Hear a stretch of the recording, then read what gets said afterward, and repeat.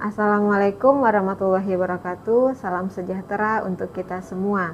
Perkenalkan, saya Resya Liviona SMAK, merupakan salah satu dosen tetap program studi akuntansi Fakultas Ekonomi dan Bisnis Universitas Putra Indonesia YPTK Padang. Video ini dibuat untuk memenuhi salah satu syarat dalam pengajuan sertifikasi dosen pada tahun 2026. Yaitu persyaratan diri dosen dalam unjuk kerja Tridharma Perguruan Tinggi atau biasa disebut PDD UKT-PT. Pada kesempatan kali ini, izinkan saya menjelaskan mengenai mata kuliah yang saya ampuh, yaitunya perpajakan. Menggunakan metode DIE, yang mana DIE itu yang pertama, satu delivery, merupakan sebuah proses sinkronisasi materi oleh dosen kepada mahasiswa, baik dalam bentuk materi, video pembelajaran, atau materi diskusi. Kemudian yang kedua, interaction. Interaction adalah interaksi yang terjalin antara mahasiswa dan dosen pada saat pembelajaran berlangsung. Kemudian yang ketiga ada assessment. Assessment merupakan bagaimana dosen menilai kemampuan mahasiswa, seberapa jauh mahasiswa memahami materi yang sudah diajarkan. Caranya yang pertama dengan kuis, kemudian yang kedua latihan soal, kemudian yang ketiga dengan presentasi di depan kelas. Baik, saya akan menjelaskan sedikit tentang mata kuliah perpajakan. Perpajakan disajikan dalam dua prodi, yaitu prodi akuntansi dan prodi manajemen pada Fakultas Ekonomi dan Bisnis Universitas Putra Indonesia YPTK. Pada kali ini kita akan membahas pada prodi akuntansi yang mana perpajakan merupakan sebuah mata kuliah wajib karena ada konsentrasi perpajakan. Pada pelajaran kali ini, mahasiswa diharapkan mampu memahami beberapa konsep, yaitu yang pertama, konsep dasar perpajakan, yang kedua PPh 21, PPh 22, PPh 23, 24, 25, PPN, dan PPNBM. Referensi yang digunakan dalam pembelajaran perpajakan kali ini sangat beragam, diantaranya praktikum perpajakan, kemudian teori perpajakan karangan Siti Resmi, dan banyak lagi referensi yang bisa digunakan di luar buku tersebut. Dalam pembelajaran ini dilakukan 16 kali tatap muka di dalam kelas, yang mana 7 kali sebelum UTS, kemudian UTS, 7 kali sebelum UAS, kemudian UAS. Dalam perkuliahan perpajakan ini, kami memberikan presentasi nilai yang mana 10% bobot untuk absensi, 20% untuk tugas dan kuis, 30% untuk bobot UTS, 40% untuk bobot UAS. Untuk tugas biasanya diberikan dalam bentuk tugas mandiri dan tugas berkelompok. Dan ujian semester biasanya diberikan dalam bentuk esai yang sudah terjadwal dari universitas. Berikut penyampaian mengenai materi perpajakan. Kami akan menayangkan cuplikan video pembelajaran dengan topik PPh 22. Assalamualaikum warahmatullahi wabarakatuh. Waalaikumsalam warahmatullahi wabarakatuh. Selamat pagi Anda semua. Pagi ini kita masuki kelas untuk berkuliah seperti biasa. Sebelum memulai perkuliahan, kita berdoa menurut agama dan kepercayaannya masing-masing. Berdoa dimulai.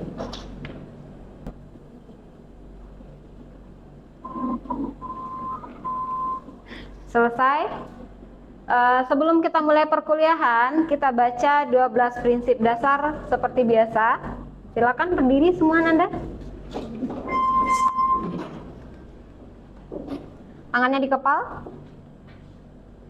12 prinsip dasar UPI YPTK. 12 prinsip dasar UPI YPTK. 1. 1. Menyayangi sesama. Menyayangi sesama. 2. 2. Berlaku jujur. Berlaku jujur. 3. 3. Bertanggung jawab. Bertanggung jawab. 4. Menegakkan disiplin. Menegakkan disiplin. 5. 5. Berlaku adil. Berlaku adil. 6. 6. Berkolaborasi dan bersatu. Berkolaborasi dan bersatu. 7. 7. Meningkatkan kreativitas. Meningkatkan kreativitas. 8. 8. Belajar dan berilmu. Belajar dan berilmu. 9. 9. Mencegah kemungkaran. Mencegah kemungkaran. 10. 10. Menjaga kedamaian. Menjaga kedamaian. 11. 11. Mensyukuri nikmat. Mensyukuri nikmat. 12. 12. Berlaku sabar. Berlaku sabar. UPI PTK. Melangkah lebih maju. UPI PTK. Bertransformasi. Dah, apa kabarnya pagi ini? Sehat semuanya? Sehat, Sehat ya. Hari ini kita akan melanjutkan materi minggu lalu. Kita akan belajar mengenai pajak penghasilan atau sering kita sebut dengan PPH. Hari ini materinya PPH 22. Kira-kira sebelum kita lanjut, Ananda ada yang sudah membaca atau sudah tahu mengenai PPH 22 itu apa? Ada yang sudah membaca? Ada? Tahu? Apa? Pajak penghasilan. Boleh berdiri? Pajak penghasilan itu adalah pajak yang dikenakan pada saat kita menerima penghasilan. Menerima Potong dari kantor atau Ini pajak penghasilan berapa ini? PPH pasal 22. Namanya siapa? Natalia. Natalia. Oke, Natalia boleh duduk ya. Pajak penghasilan itu memang pajak yang dipotong atas untung atau peroleh atau laba yang kita terima atas jasa yang kita berikan dan kemudian dipotong sebagai PPH oleh negara. Namun di sini yang Ibu katakan kita membahasnya PPH 22. Yang dibahas Natalia tadi adalah PPH pasal 21 yang mana dipotong dari pajak penghasilan pribadi atau perusahaan. Hari ini kita masuknya ke PPH 22. PPH 22 ada yang masih ingat atau ada yang sudah tahu? Pasal 22 kita bahas apa? PPH pasal 22 adalah pajak yang dipungut oleh pemerintah atau pemungut pajak berkenaan dengan ekspor impor. Nah, nih, kira-kira pengertiannya secara teoritis adalah pajak yang dipungut oleh bendaharawan pemerintah baik pusat maupun daerah berkenaan dengan kegiatan di bidang ekspor ataupun impor usaha lainnya. Seperti yang sudah Ibu jelaskan tadi, kita membahas PPH 22 berarti kegiatan ekspor impor lah yang kita bahas pada kali ini. Kemudian siapa yang kita katakan pemungut pajak tadi? Ada beberapa yang diklasifikasikan sebagai si pemungut pasal 22. Kalau pasal 21 siapa pemungutnya? Siapa pemungutnya kira-kira? Pasal 21. Sebelum kita masuk ke pemungut, ada berapa sistem pemungutan pajak? Ada berapa? Ada 3 sistem pemungutan pajak. Silahkan diingat-ingat lagi, direview lagi pelajarannya. Ada 3 sistem pemungutan pajak. Yang pertama self assessment system, kemudian dipungut oleh pemungut pajak, atau yang ketiga dipungut dengan sistem campuran. Berarti ada berapa? Dipungut oleh pemerintah, sistem campuran, kemudian campuran perhitungan diri sendiri dan pemerintah. Nah, sekarang kita lihat siapa si pemungut PPH 22. Yang pertama Bank Devisa dan Direktorat Jenderal Bea dan Cukai. Kenapa Direktorat Jenderal Bea dan Cukai? Karena PPH 22 berkaitan dengan ekspor dan impor. Makanya berkaitan dengan Jenderal Bea dan Cukai. Kenapa PPH 21 tidak? dipungut oleh bea dan cukai, Bu, karena tidak berkaitan dengan daerah luar, tidak ada siklus keluar masuk dari negara itu sendiri. Kemudian bendahara pemerintah dan kuasa pengguna. Tentu saja pemungut adalah bendahara, baik di instansi maupun usaha. Bendahara fungsinya, tugasnya sebagai pengatur pemungut keuangan. Kemudian yang ketiga, bendahara pengeluaran. Kemudian yang keempat ada kuasa pengguna anggaran atau KPA. Berarti kuasa pengguna ini diberikan dia sebuah kewenangan untuk memungut pajak. Berarti di sini sudah 4. Yang pertama apa? Bank, Devisa, dan Direktorat Jenderal Bea dan Cukai. Kemudian kedua, ada pemerintah dan kuasa pengguna anggaran. Kemudian yang keempat, bendahara pengeluaran. Yang terakhir, kuasa pengguna anggaran. Kita lanjutkan. Nah, lanjut ke tarif PPh dan objek yang dikenakan. Yang pertama, atas importir, kemudian pembelian barang oleh DJPB, Direktorat Jenderal Pajak Bendahara. Kemudian penjualan hasil produksi. Yang keempat, atas penjualan hasil produksi. Nah, silakan kamu lihat, ada yang katanya atas importir atau API 2,5%, kemudian non API 2,5%. Nah, sejauh ini ada yang mau ditanyakan? Ada pertanyaan? Ya, boleh? Boleh? Perkenalkan, nama saya Mila, BP 230154. Apa perbedaan API dan non-API dan berapa tarif yang dikenakan pada tarif yang berlaku di bidang perpajakan? Oke. Pertanyaan pertama. Ya, boleh duduk. Pertanyaan pertama, atas importir ada 2 jenis. Tadi pertanyaan Saudara Mila, apa perbedaan API dan non-API? API itu sendiri adalah angka pengenal importir, yang kita singkat dengan istilah API. Maksudnya di sini apa? Angka pengenal importir berarti si perusahaannya sudah terdaftar di suatu negara. Karena dia sudah terdaftar, maka dia dikenakan pajak lebih rendah. Kemudian non-API berarti dia belum terdaftar secara legalitas. Mungkin dia perusahaan kecil atau mencoba berusaha, atau usahanya masih skala rendah, dia dikenakan non-API, pajak lebih tinggi. Kenapa? Karena dia belum legal. Jadi non-API ini dia perusahaannya kecil, Bu. Kenapa tarifnya besar? Karena dia belum meresmikan dirinya berusaha. Dia hanya memperoleh keuntungan dari suatu negara atas usaha yang didirikan, tapi dia tidak membayar. Makanya dia dikenakan pajak lebih besar. Yang namanya usaha mendaftar otomatis ada iuran wajibnya. Dia belum dikenakan iuran wajib.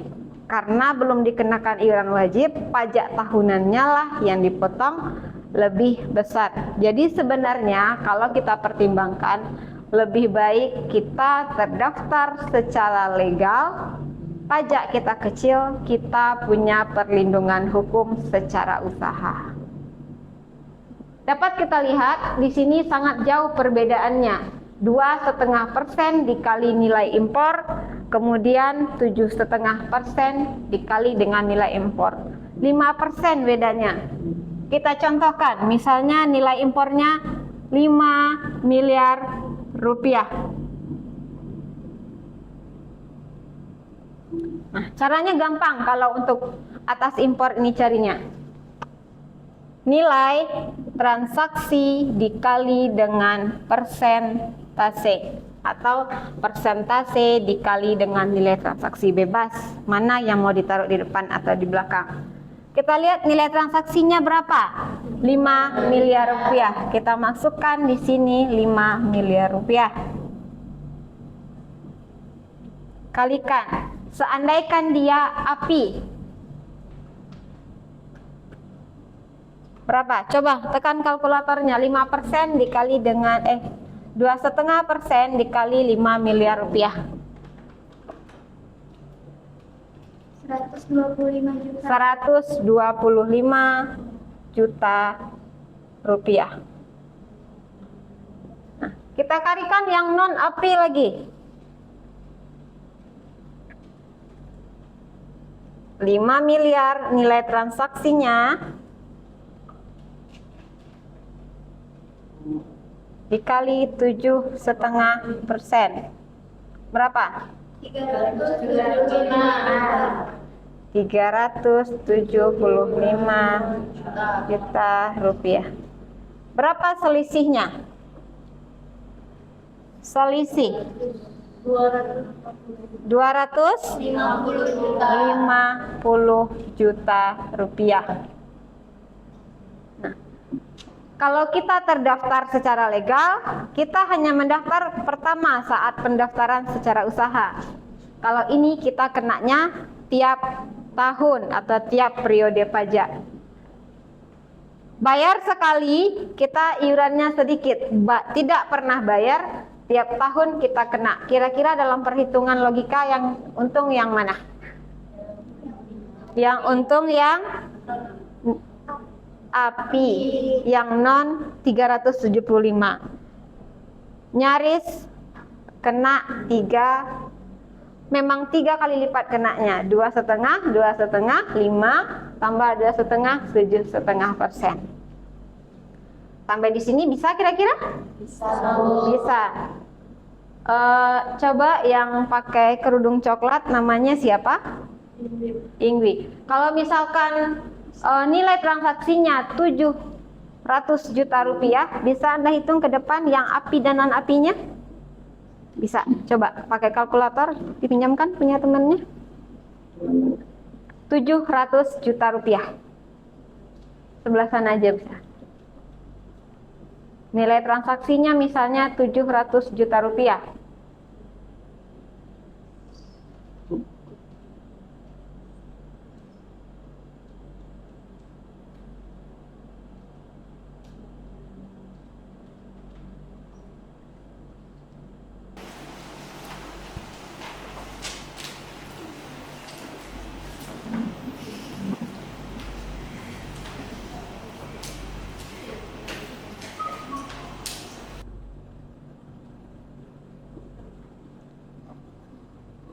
Oke, sampai di sini ada pertanyaan?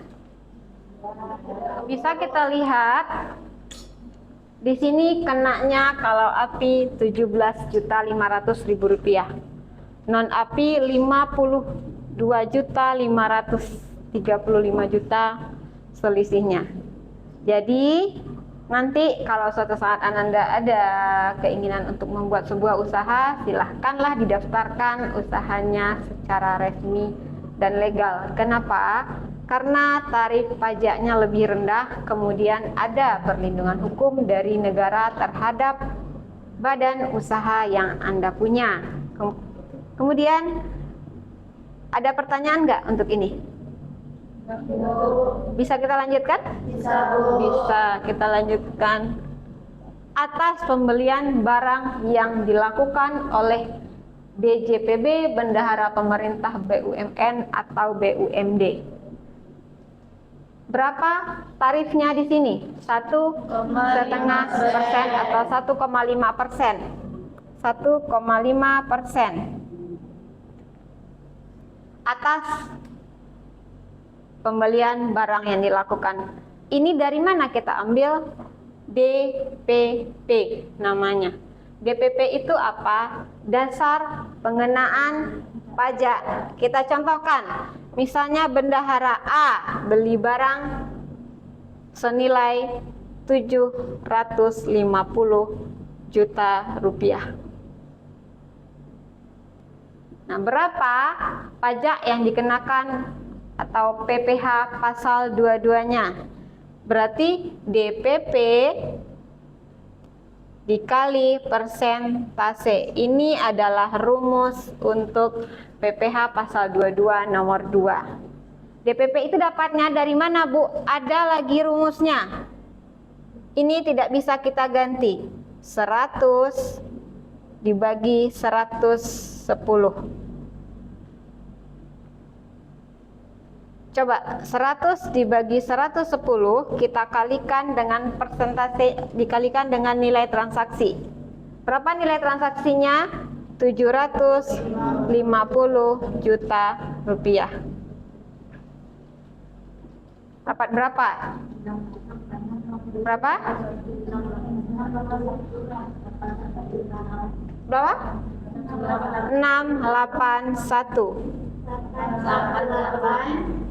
181. Nah, DPP dikalikan dengan nilai pembelian, dapatlah nilai transaksi. Nilai transaksi namanya.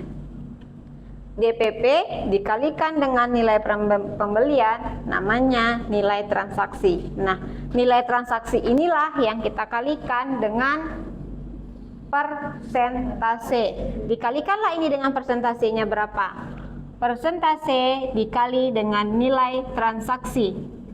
Berarti 1,5% dikali dengan 681,818,181. Berapa jadinya? Berapa? 10 227.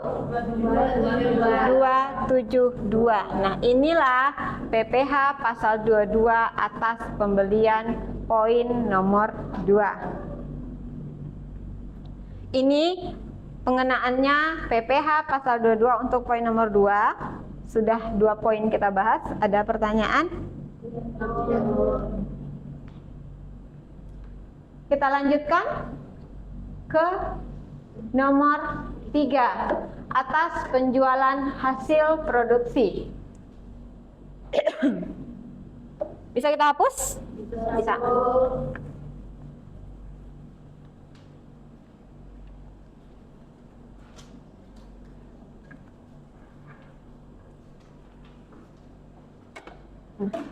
Yang ketiga, kita contohkan kertas. Persentasenya 0,1%. Poin nomor 3, kertas. Nah, kertas ini jangan disamakan nanti tarifnya dengan semen, baja, karena setiap elemen ini punya tarif masing-masing. Kita contohkan kertas. Misalnya Mila, dia melakukan penjualan hasil produksi. Mila ini seorang pengusaha pabrik kertas.